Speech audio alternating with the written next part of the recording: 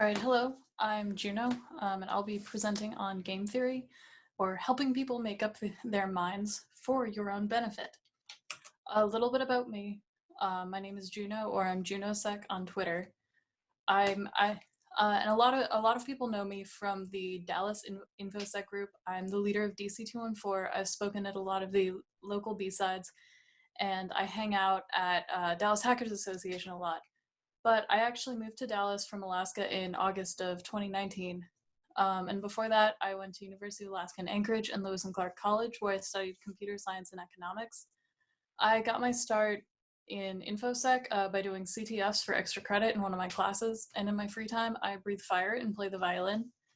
And so with this, I wanted to combine sort of my interests in computer science and specifically behavioral economics or game theory. So what exactly is game theory? Game theory is sort of a interdisciplinary marriage of statistics and economics. It's the study of how rational actors behave in times of competition or conflict. Game theory has been used actually throughout centuries in war rooms.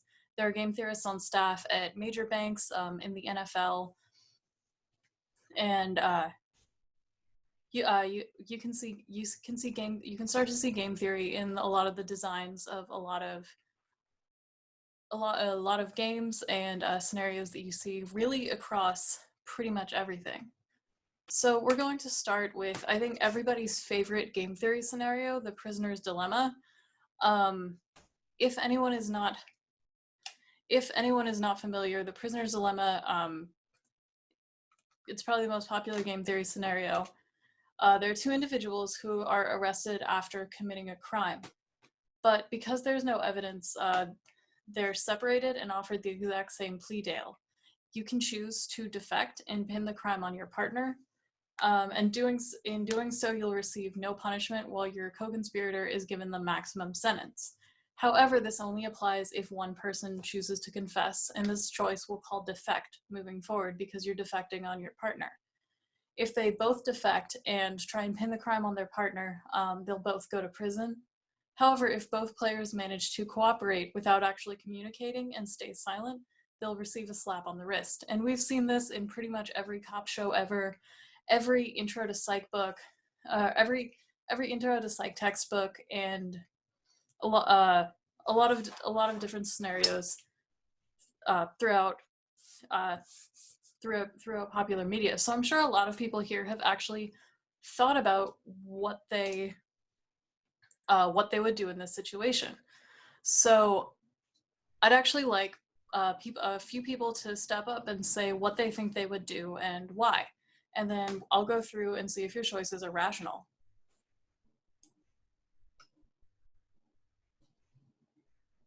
If no one answers, I'll just start picking people.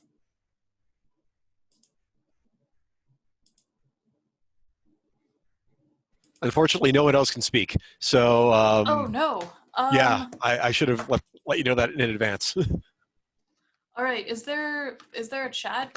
There is a chat. Yes. All right. Is that the Q&A? Would you guys, if you guys want to post your most interesting answers in the Q&A, I will read them aloud and maybe judge you.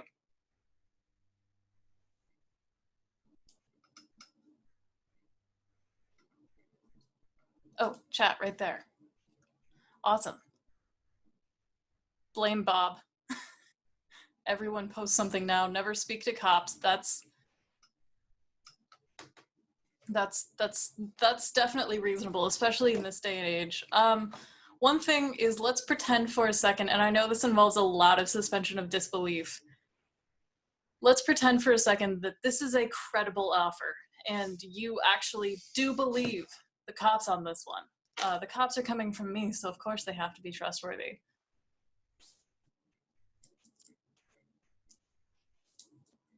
And for those of you who are saying, don't snitch, that's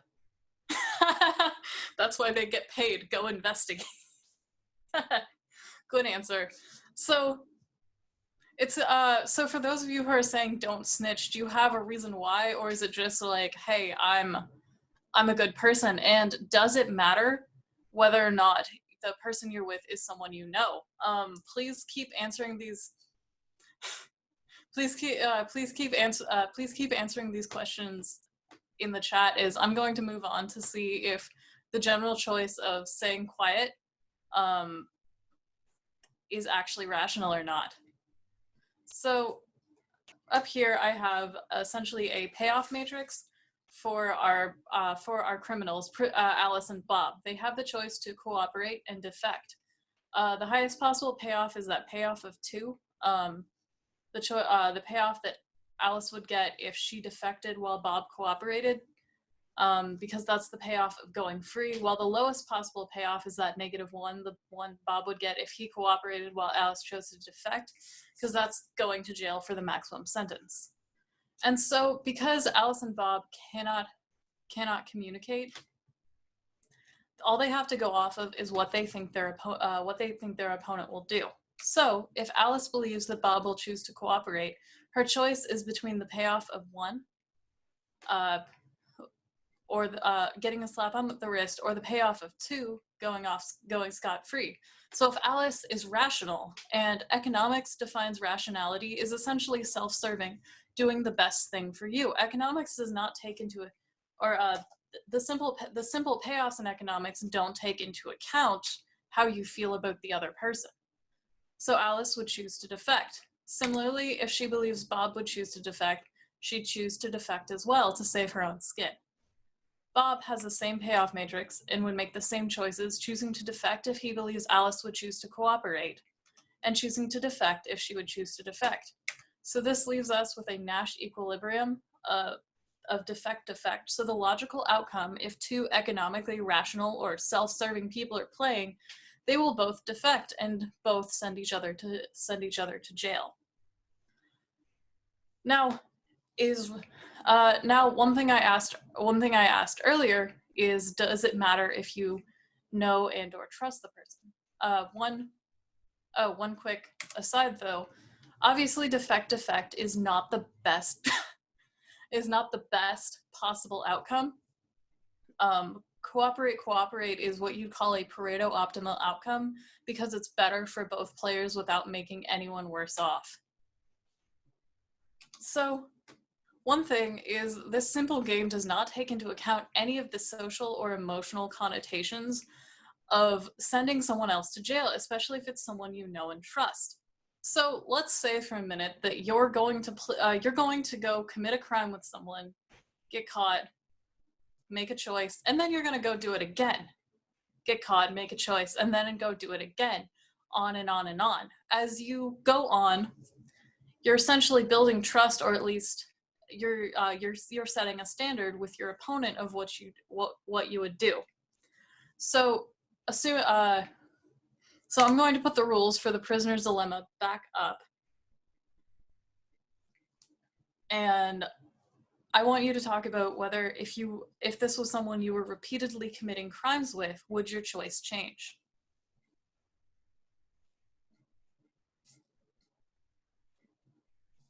All right, I see yes. I see someone saying yes, your choice would change. What would it change to and why?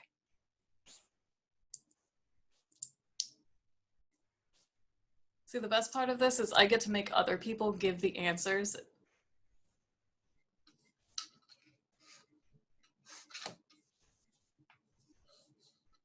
So defect early and often. Someone says emotionally it would change, they'd want to cooperate more, but logically the Nash should still hold, they think. And the choices would change based on the experiences.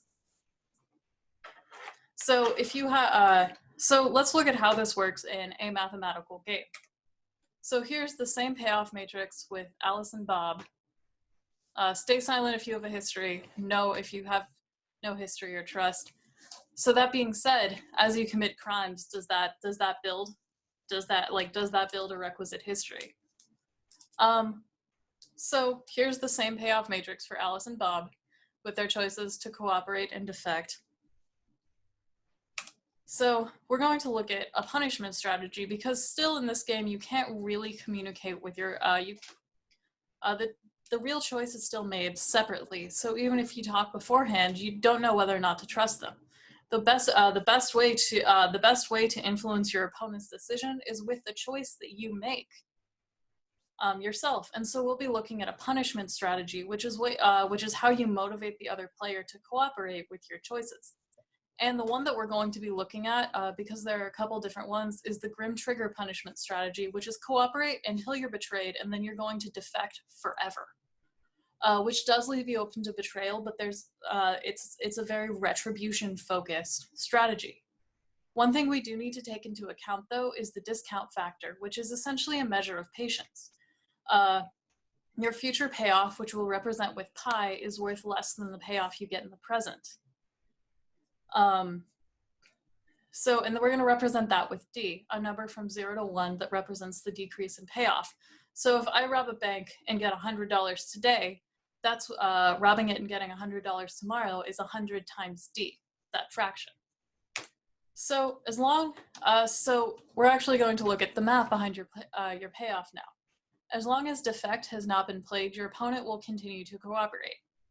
And so the payoff to cooperate is going to be equal to 1 minus the discount factor multiplied by 1, the best possible payoff you can get if you cooperate, plus 1 multiplied by the discount factor on out into the future, and that simplifies down to 1. The payoff to defect is going to be equal to 1 minus the discount factor multiplied by 2, the payoff you'll get defecting, knowing that your opponent will cooperate, plus 0, the highest possible payoff you'll get after that, multiplied by the discount factor on out into the future. And so when you set these equal to each other, the payoff to cooperate is greater than the payoff of defecting, as long as your payoff in the future is worth more than half your payoff right now. So essentially, if you're if you're not a very patient person, if the payoff you get right now is worth more than double your payoff in the future, you'll choose to defect and screw over your opponent to throw them under the bus. Otherwise, you'll choose to cooperate in order to get that higher payoff throughout time. So, however, if you betray your opponent, they'll choose to defect pretty much indefinitely. The payoff to cooperate is going to be equal to 1 minus D, 1 minus the discount factor, multiplied by -1, that the payoff you'll get for cooperating when they choose to defect, plus 0, the highest possible payoff you'll get when they'll defect after that, multiplied by the discount factor on out in the future, which simplifies down to D minus 1. And the payoff to defect is going to be equal to 1 minus the discount factor multiplied by 0, the payoff you'll get for defecting when they defect on out into the future, which will be equal to 0.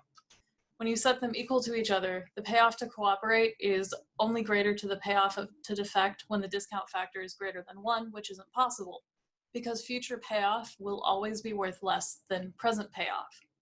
So if you have defected and you believe your opponent is using a Grim Trigger strategy, at that point it's better to just continue to screw them over. Oops. I'll stop. I'll take a breather for questions here. But essentially, what you choose to do depends on what your opponent has done and what you think you can make them do with what you're doing. And the math is just to model how your opponent can make their choices based on what you do. Questions, comments, snide remarks?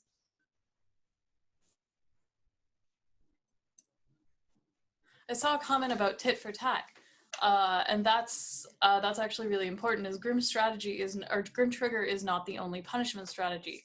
Tit for tat is where if you defect, they'll betray you, and then, well, they've gotten even once, they'll go back to cooperating with you, and that leads to an entirely different outcome, one where it's actually better for you to betray them more often because they'll fall for it every time. So we're going to move into Brinkmanship. And I'd like to start with a classic story that I think we've all heard. Once upon a time, a submarine was going along when it noticed another boat or something in its radar, and it sent out a message that said, "Hello, I'm a very important submarine, get out of my way." And the response was, "No, I will not do that, you move." The submarine responded, "You know what? No, we're a huge submarine, we're loaded with nuclear weapons, we are very important, you need to move for us." And again, the object in the distance said no. And the submarine messaged them one more time. They said, "We are not moving. We are a massive submarine. You will not win." And the response was, "Sir, we are a lighthouse. Try me." Brinksmanship is the idea that if you cut off an option, you can force your opponent to do something that you want. And we're going to look at a game of chicken between Alice and Bob. So Alice and Bob are both playing chicken. Let's say they both have very nice, expensive race cars, and they've decided, because they're stupid, I mean, they did just repeatedly get caught for the same crime, that they're going to drive these race cars at each other and play chicken. And both of them, when on the track, have the choice to swerve or stay. If they swerve, they'll swerve off of the track into safety, but they'll lose the game of chicken. Oh, oops, I've moved past my slide that explains what the different payoffs are. So if Alice chooses to swerve while Bob also swerves, it's a tie. If she chooses to swerve while Bob chooses to stay, she loses while Bob wins. If they both choose to stay, then they crash and nobody wins. They're injured and they lose their nice cars. So here I've built another simple payoff matrix based on that. So Alice and Bob have the option to swerve or stay. And so for Alice, if she's basing her choice off of what she thinks Bob will do, if she believes Bob will choose to swerve, she'll choose to stay for that higher payoff of 2 and winning the game of chicken. But if she believes Bob will choose to stay, she will choose to swerve and get that payoff of 0. Yes, she'd lose, but she wouldn't lose her life or her car and, crash. And Bob has the same payoff matrix, and he has the same choices. This means we have 2 Nash equilibriums in this game: stay, swerve, and swerve, stay. Now, what's interesting about this game compared to the previous game is there is no Pareto optimal. There is no Pareto optimal outcome. Swerve is only better for the loser, not the winner. And stay is worse off for both. So we have the 2 Nash equilibrium. So, but if they can communicate, one or both of them can attempt at brinksmanship. So we're going to look at it from the perspective of Alice. When Alice chooses to stay or swerve, Bob doesn't know which one she's chosen, so so in this decision tree, he doesn't know which of the nodes he's at. That's why I have a dotted line between them to show that he doesn't exactly know. He doesn't know which choice he's making because he doesn't know what Alice has decided to do. So they each have the choice to stay or swerve. But so if Alice wants to force Bob to swerve, she has a couple of different options. If she were to, say, rip her steering wheel off and throw it out the window so that Bob could see, that means she's forced to stay, and Bob has to make his choice based on that. And that essentially removes the other half of the decision tree from the game. If Bob sees that Alice has somehow, if Bob sees that Alice has made it somehow impossible for her to swerve her car, his choice is to stay and get hit, or to swerve and lose the game, and he'll choose to swerve. And brinksmanship has been used a lot throughout history. I don't want to give you a history lesson because A, I will get details wrong, and B, that's not exactly what this is about. But essentially, the point of brinksmanship is cutting off your own nose to spite someone else's face. If you can force your opponent to believe that you're going to do something, or better yet, prove that you're actually going to do it before you do. They have to make their choices based on that decision, and it's no longer a question of making the choice at the same time. Yes, let's play with nuclear weapons. So, questions, comments, snide remarks? How would you use this in real life? What about the variability for a situation where Bob is still willing to stay and not swerve?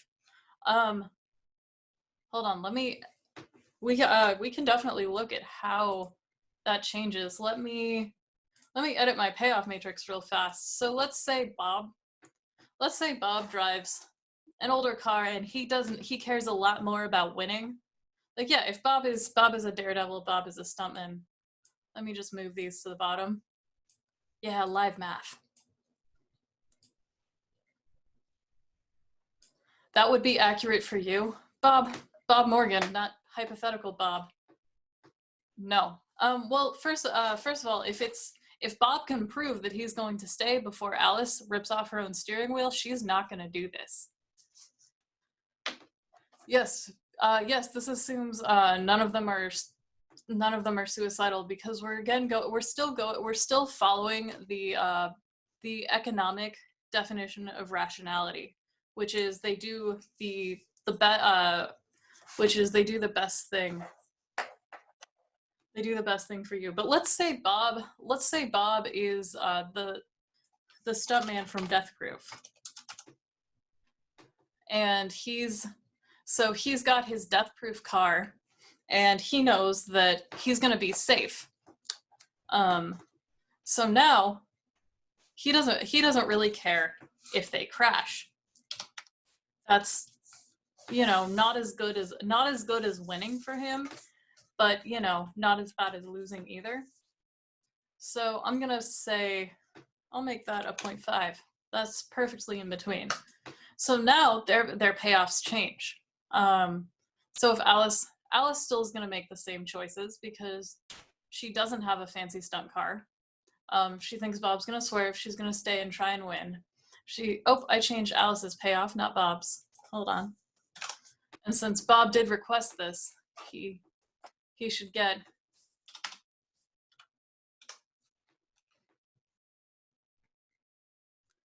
he should get this under his own name. So she'll still choose to swerve if she thinks Bob's going to stay. And if Stuntman Bob, if he thinks he's going to swerve, or sorry, if he thinks Alice is going to swerve, he's going to stay. And if he thinks Alice is going to stay, he's still going to stay and crash their cars. So we remove one of the Nash equilibriums. Hold on, Brian, I'll get to your question in a second. So essentially what happens is we now only have one Nash equilibrium. The swerve stay. The option the option for Alice to swerve and Bob to stay is now the only Nash equilibrium. So it changes the game completely, and it means Alice cannot, if Alice yanks her steering wheel off, Bob's just going to laugh and continue to crash into her. So jumping to the next question. I was on a vendor website on vulnerability management today where the vendor compared the process to game theory. Do I think that metaphor is appropriate and why? I'm going to say yes and no. This actually leads into my next example perfectly. It's like you read my mind or have seen this presentation before. So a lot of vulnerability management is management of resources and deciding what can we actually address, especially in a large scale organization. And you can definitely, if you think you know what attackers are looking for, you can definitely use that to build models to figure out what is best to protect. However, there are massive limitations to that, because determining payoffs in game theory, and I'll talk about this a little bit later, is really, really hard. I picked all of the payoffs for this presentation so that they would be easier to do. So that they would be easier math. and that's it. But once you get into determining motivation, it gets really difficult. And I'm about to show you actually a game, a really simplified game between an attacker and a defender. I guess a really simple game between an attacker and defender, sort of based on this. And the game is very simple. If you have an attacker who wants to get into a system and a defender who just wants to defend it, but the game gets incredibly more complicated if you add, say, multiple types of attackers. Some who want the challenge of breaking into a hardened system and some who don't. And just with how complex this really simplistic game gets, it gets hard to actually use it. So the metaphor, it sounds like something a vendor would say, I guess, is my answer to that. They're not wrong, but I would really like to see them pull out their mathematical models. And I would actually really like to see them pull out their mathematical models, because models are fun. So this is a scenario between an attacker and defender. And an attacker, let's say our attacker is a very simple attacker. They're out there just scanning the entire internet. You know those people. They've got nothing better to do. They think no one will trace their nmaps back to them. And they come across a system that's a system that's open to the internet, and they have to choose whether to attempt to attack it or ignore it. They don't know any, they haven't done their reconnaissance very well. They don't know anything, they don't know that much about it. And in the same vein, the defender, this company, has to decide, are they going to spend the money to monitor their system or to not monitor their system? So again, we can determine their payoffs based on what they believe their opponent will do. If the attacker believes that the defender is going to monitor their systems, they're going to choose to pass because they know their limitations. However, if they believe the system's unmonitored, if it's just sitting out there on the open internet, they're going to choose to attack it. Similarly, if the defender believes that their system is going to or could be attacked or is likely to be attacked, they're going to monitor it. However, if they believe attackers are going to ignore it, they're going to choose to not monitor. Both our attacker and defender are not very sophisticated in this scenario. But the interesting thing here is we have no Nash equilibrium. There's not an outcome that there's not a logical outcome for both individuals. So how do we determine what happens? The answer is more math. So we're going to look at P, the likelihood that the defender will choose to monitor their systems. So the expected value to an attacker of attacking is going to be equal to the likelihood the system is monitored multiplied by the payoff of attacking a monitored system, that -10, plus 1 minus P, the likelihood the system is not monitored, multiplied by the payoff of attacking an unmonitored system. And that's going to be simplified down to -10P plus 10 multiplied by 1 minus P. The expected value of passing will always be 0 in this scenario because they don't do anything. So when we set these equal to each other, we come up with P is equal to 1/2. So if it's 50-50 whether or not the system is monitored, the attacker is essentially indifferent on whether or not they attack the system. And here's a drawing of it as P approaches 1. As the probability that the system is monitored gets higher, the expected value of the attack to the attacker goes down. And it's equal to the expected value of passing at 0, right in the middle when P is equal to 1/2. So what this means is if the defender can get the attacker to believe certain things about their system, they can force them into indifference or even force them to pass on their system. And so this brings us to the signaling game. What happens when a player can lie? So we're going to look at a game between attackers and defenders again. Defenders are going to be either high quality or low quality. High quality defenders have their systems monitored, while low quality defenders just don't. However, both defenders can signal that they're high quality and that their systems are secure, but this comes at a cost that's higher for low quality defenders. And a credible signal is something is definitely something to talk about, because how can you credibly signal that your system, how can you credibly signal that your system is secure even if it's not? Because we all know if a company comes out and says, hey, we're unhackable, they're going to go down in about 3 hours, and you can probably watch the whole thing play out on Twitter. So right now we're going to sort of suspend our disbelief on the credibility of the signal, but we can discuss possible signals after this. Now, one thing though is the attacker does not know what real capabilities the defender has. They can just see the signal, which makes this game a game with incomplete information. So here we have a really big payoff tree. The first move in the middle is the move by nature. Let me put my mouse up here. And that's just determines whether the attacker comes across a high quality defender or a low quality, or if any given defender is high or low quality. And high quality defenders appear with a probability of 1/3. The rest are just leaving their stuff out on the open internet for all of us to find. Go find them in Showdown. Next is the choice of a defender. Next, the defender chooses whether they're going to spend money and time to signal or not.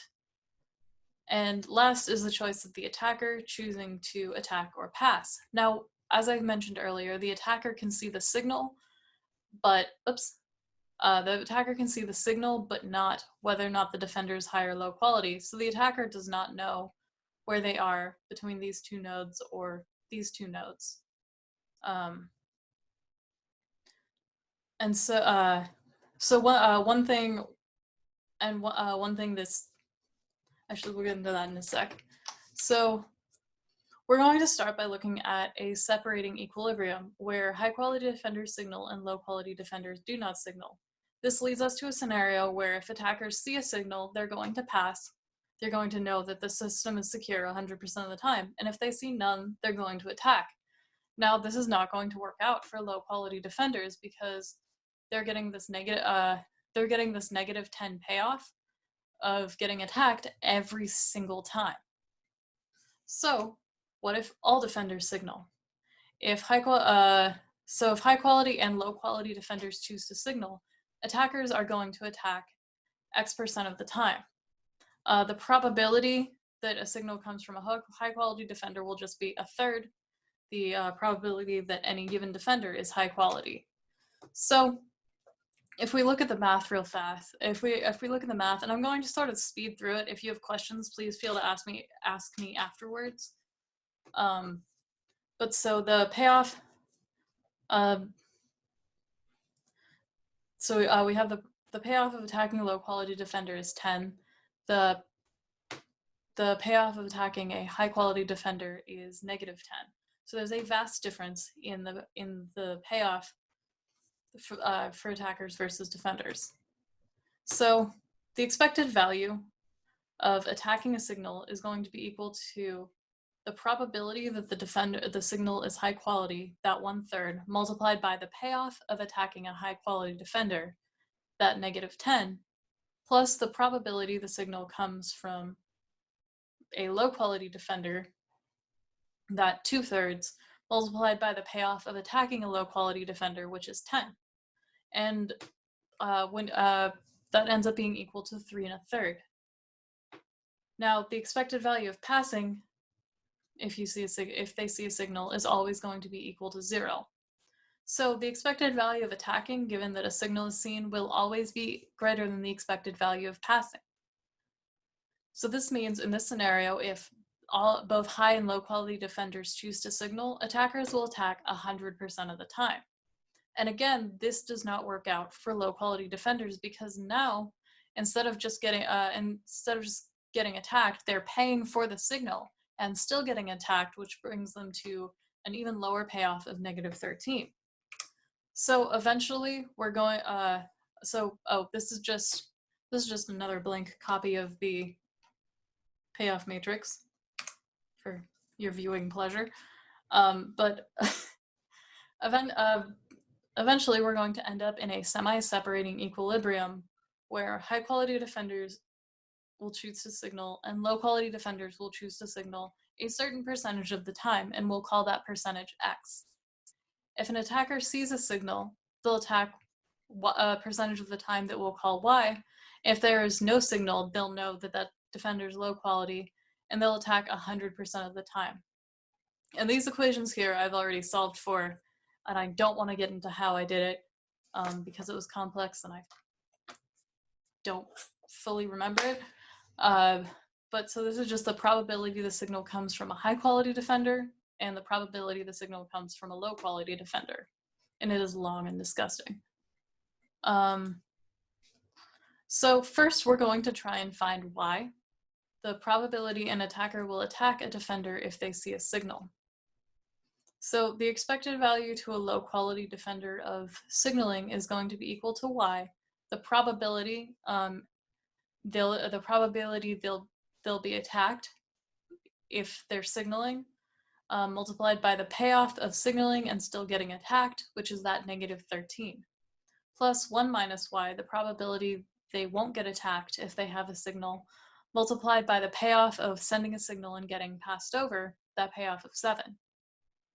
And the expected value to a low quality defender of not signaling is equal to the payoff of getting attacked, because they'll get attacked 100% of the time then, which is -10. And so when we set those equal to each other, we get Y is equal to 17/20. That means attackers will attack if they see a signal 17 times out of 20. Does that seem high? Does that seem high to anyone?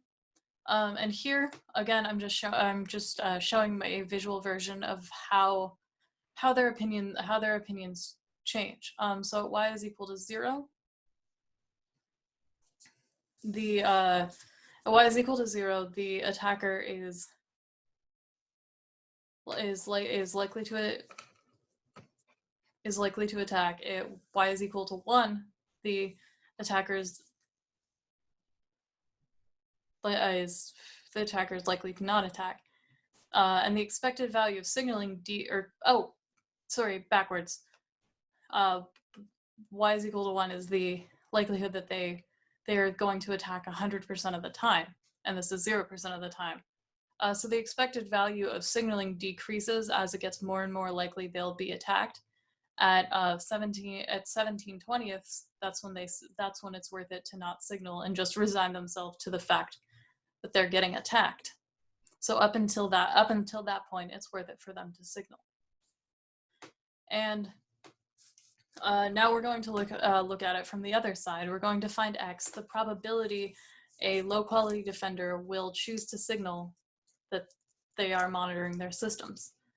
So the expected value to do that, we're going to look at the expected value to the attacker of attacking. The expected value of attacking is going to be equal to the probability that the signal comes from a high-quality defender, multiplied by the payoff of attacking a high-quality defender, that's -10 in green, plus the probability the signal is coming from a low-quality defender, multiplied by the payoff of attacking a low-quality defender, which is 10. Again, the expected value of passing will always be equal to 0. So when we set those equal and solve for X, we get X is equal to 1/4, which means 1/4 of low-quality defenders will signal that they can monitor their systems. So here again, we have a graph that shows as it gets more and more likely, as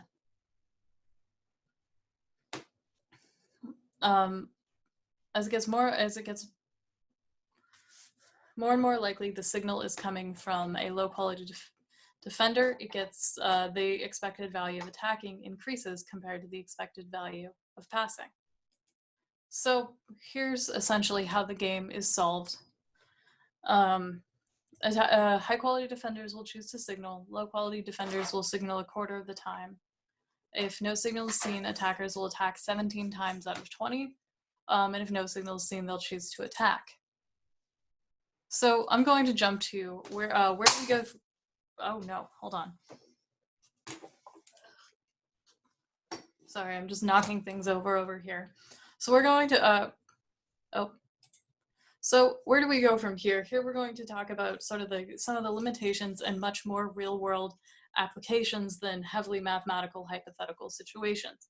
And again, this is where I'd love, questions, comments, snide remarks. So one thing is, so this is the model I just showed you is obviously not real-world realistic. Not all defenders are good or bad, and there are different types of attackers.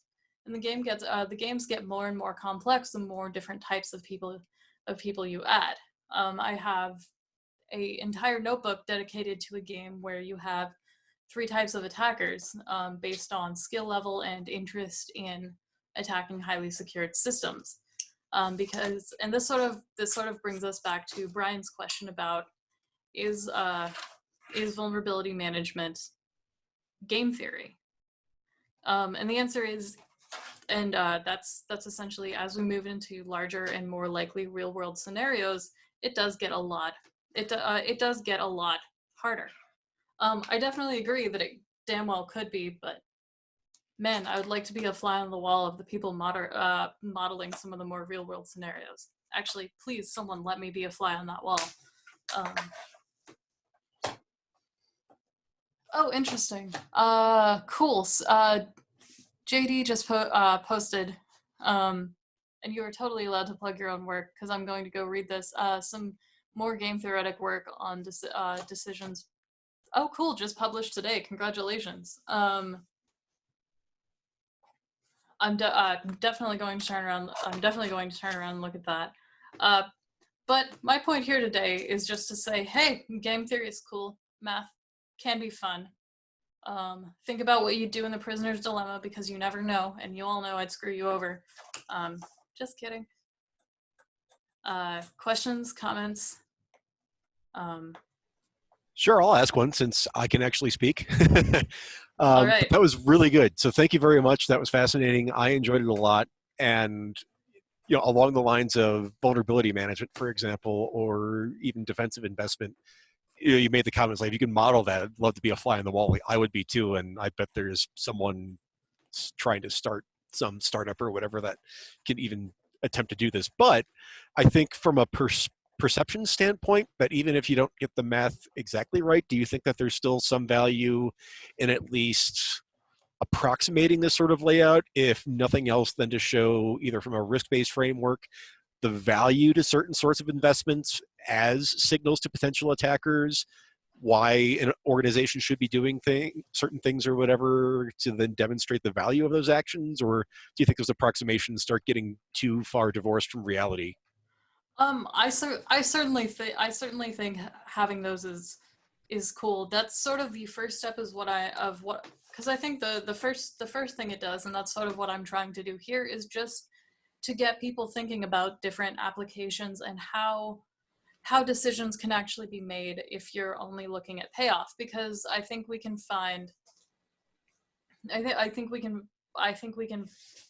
see that often it's a good example of often what we assume people will do is not what we'll do, or is not what they'll actually do. And having the ability to even start modeling and thinking about where people will go adds a perspective that we don't always have.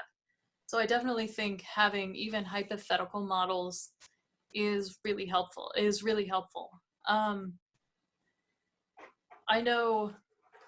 definitely know a few people who try and use this on like blue or hunt team sides, but I don't want to speak too much to what other people are doing. There are also a bunch of really cool game theory Python libraries out there that make making these models on your own time a lot easier, which is cool. Yeah, that is cool, especially if you can start plugging in. Again, it's very difficult to try and map out precise values for all of this, but considering that modern risk equations or whatever are revolutionary if they even take into consideration that, oh, there's an adversary out there that might do something, and not even going to the next step of like, well, but the adversary has to react to what we do as well, and then following through how that works out as part of the game to arrive at expected or anticipated results based on at least estimated payoffs, which in turn are colored by perceptions. So no, I think there's a lot of really cool stuff to do here, provided, again, you get the model right. Yeah. And I think even if you don't get the model right, because actually in a lot of historical scenarios, they have not always gotten the model. They've not always gotten the model completely correct. I'm trying to think of the actual history story so I don't like get it completely wrong here. But there have been times, like, you're gonna get things wrong. I think that's nature, but getting things slight to right or close to right is the first really important step, I think. And yeah, as you said, for the longest time, we weren't even considering that there were people out there, let alone that they were reacting to us. So that is sort of the next logical step in our risk models. Are there lines of theory exploring what happens when each side is operating off of a different model, different payoff values? Yeah, it's really, really interesting to look at a game where, say, one person is doing a like grim trigger strategy and the other one is doing tit for tat, and how they interact, and actually modeling like miscommunication where people are working off of two vastly different things can be really cool. I can definitely. Oh, let me put up. I have some sources. I have some sources here, but they're. I guess the short answer is yes, and I'll definitely send out some interesting models that exist. The book at the bottom of my sources, Game Strategies and Decision Making, is actually just the game theory book I used in college, but I think it's pretty cool, and you can get older editions for relatively cheap, or find PDFs in various places online, which is what I did.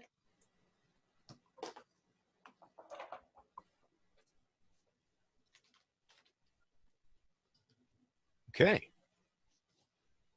We got some good comments. I think everyone enjoyed this. If nothing else, everyone was like, whoa, we got some stuff to learn. So that's always